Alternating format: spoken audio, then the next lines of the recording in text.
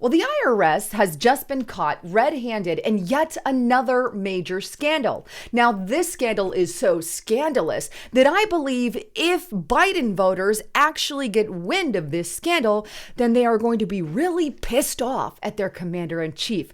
The only catch is the mainstream media isn't talking about it. Gee, I wonder why. They always have to cover for the Biden administration. It really makes me sick to my core. But before I dive in, check out my sponsor. I would not be here without them. Noble Gold at lisahavengold.com. Look, if you have not gotten a 401k or a Roth IRA backed by gold, silver, precious metals, then now is absolutely the time to get that done. And you can do it by going to lisahavengold.com. Fill out this information here on the screen. Click Get It Now, and they're going to send you the ultimate gold and silver investment guide for free, no cost for that. But give them a call, talk to them, and see how they can help you diversify your profile. But do it now before the economy gets worse. If you want more information, click the little more button at the bottom to open up the description box and get the link from the description box below. All right. So let's dive into the IRS's latest scandal and what is actually going on. We'll take a look at this article, and this comes from reason.com. And here it is. In 2022, the IRS went after the very poorest taxpayers. Despite $80 billion in new funding, the agency is living up to its reputation of hassling low-income taxpayers over rich people. It goes on. On Wednesday, Syracuse University Transactional Records Access Clearinghouse, or TRAC, released data provided to it by the IRS on audits performed by the agency in fiscal year 2022.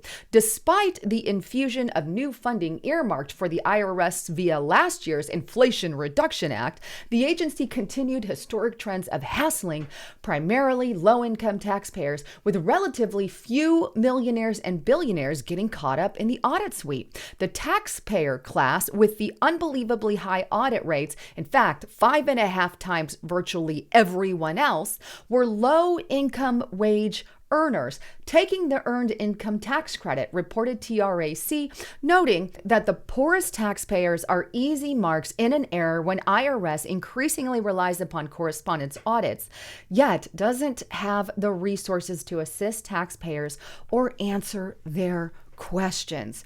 This is scandalous. Very scandalous. In all of 2022, under the Biden administration, who's for the little guy, Mike Easter, but under the Biden administration, in 2022, the IRS specifically targeted the poorest people in America to the tune of 5 times higher than, the rich class. Gee, Wally, I thought the Democrats were for the little guy. I mean, I don't even know what to say other than the fact this isn't the first time the IRS has been busted in a scandal. Under Obama, they specifically targeted conservatives in mass to the tune of thousands, to the tune, I believe it was 90 some odd, don't quote me on that, but there was 90 some odd % of the audits that they done were on conservative businesses. Oh, Tea Party patriot, let's go after them. Conservative, let's go after them, to the tune that they even had to apologize for it. And this is just a reminder, you guys got a lot of this already on Restricted Republic, but IRS admits it targeted conservative groups during Obama. It's almost like there's a repeat of the Biden-Obama administration, because hey, when Mr. Biden was VP back under Obama, they were going after conservatives and using the IRS to do that. And now, today, lo and behold, we find they're also going after poor people. The poorest people in America. I know that this guy's bad, but I mean, this should piss you off if you voted for Biden. I mean, at the very least. And what really makes me more upset than anything is the mainstream media, not one word. So the question is, will these Biden voters even find out about it? Because MSM, CNN, all of them haven't whispered anything yet that I've heard about it. And if they do, it'll just be a little blip on the radar and then they move on. Wait, what? What just happened? It's sick. Now, there is good news in this. Temporary good news, I guess. And it's this article here. And this is on dailyexcelsior.com. And it's headlined, "Our very first bill will repeal funding for 87,000 new IRS agents," Speaker, U.S. House of Representatives Kevin McCarthy said. So there it is. That's the good news. The good news is while we have the majority in the House, we're not going to give that funding for the 87,000, assuming they follow through. I'm not a particular fan of McCarthy. The bad news is this is a temporary fix. It doesn't eliminate the potential for them to hire 87,000 agents later on down the road. Or, hey, if, God forbid, a Democrat wins the presidency again in 2024, the agents are still sitting there in this bill waiting, may not get the funding, but maybe the next House will fund them. And that's the horrible part. And this is happening under the Biden administration. And here he is.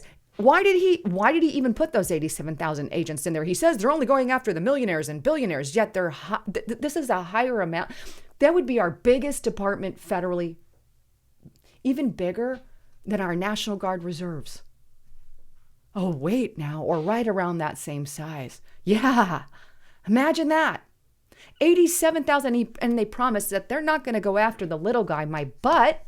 Oh, only if you make under 400. Oh, you're only going to, go after those who make over 400,000. That's not even true. Not even true. And we know that based off of all these scandals in the past. They're already targeting the poorest of poor. And you know why they're not targeting those millionaires? Because the millionaires can take them to court. And it's forever caught up in the IRS, and they don't like going through that. That's why, unfortunately, they target the little guy. And they target the middle class. And that's who I believe these 87,000 agents are for. And it's just more proof under two corrupt administrations. Anyhow, I love you guys. Wanted to bring you the latest on all of that. I'm Lisa Haven, signing out.